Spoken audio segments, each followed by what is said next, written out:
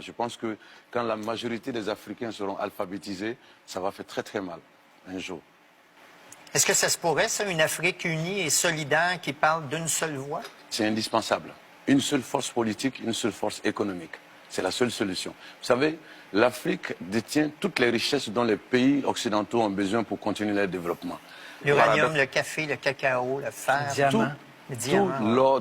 On a tout ce dont les pays occidentaux ont besoin pour continuer le développement. Et il se trouve aujourd'hui que c'est un paradoxe. Continent très très riche, population très très pauvre. Ouais. Voilà, nos Chine, matières premières sont pillées, etc. Et donc, c'est quand on parlera d'une seule voix. Vous savez, la Côte d'Ivoire seule produit 40% de la production mondiale de cacao.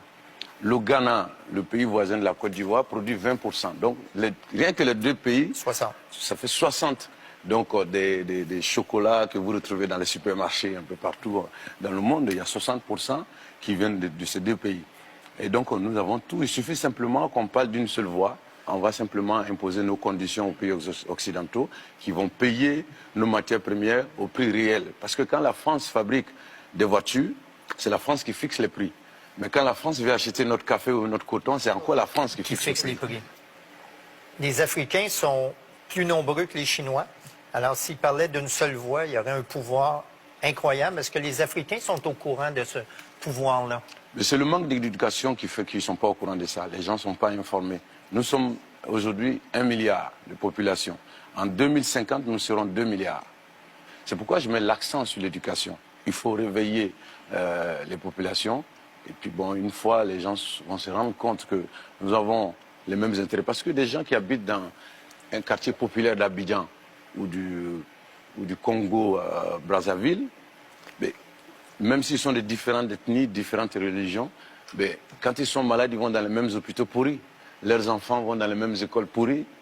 Donc il suffit simplement, au lieu de se taper dessus, parce qu'on est de religions différentes ou d'ethnies différentes, il suffit de se donner la main pour imposer au gouvernement la construction des structures de santé potables ou des écoles. Voilà. Je vous cite. Les Africains du monde entier, peu importe où ils vivent ou depuis combien de temps, ils ne seront jamais blancs. C'est pour ça qu'ils doivent rester tournés vers l'Afrique. Même s'ils ne reviennent pas physiquement, j'aimerais qu'ils reviennent spirituellement.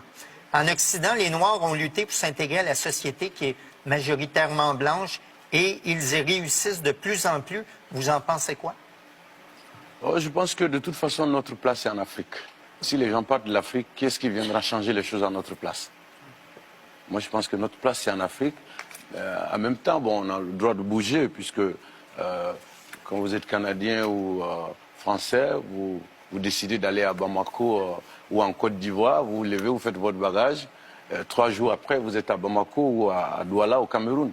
Et ça, c'est pratiquement impossible pour un Africain. Donc nous avons le droit de bouger, mais notre place, c'est en Afrique. C'est nous qui devons changer les choses en Afrique. Personne ne viendra le faire à notre place. Vous n'êtes pas maître chez vous, encore. On n'est pas maître chez nous parce qu'on est désunis. On est désunis. On a été divisés depuis très longtemps et ça a été fait exprès. On a été divisés pour nous affaiblir. Mais à partir du moment où on s'est rendu compte que tout ça, ça a été fait exprès, il faut simplement se rapprocher, il faut s'unir pour faire face à toute cette situation. Je pense que quand la majorité des Africains seront alphabétisés, ça va faire très très mal un jour.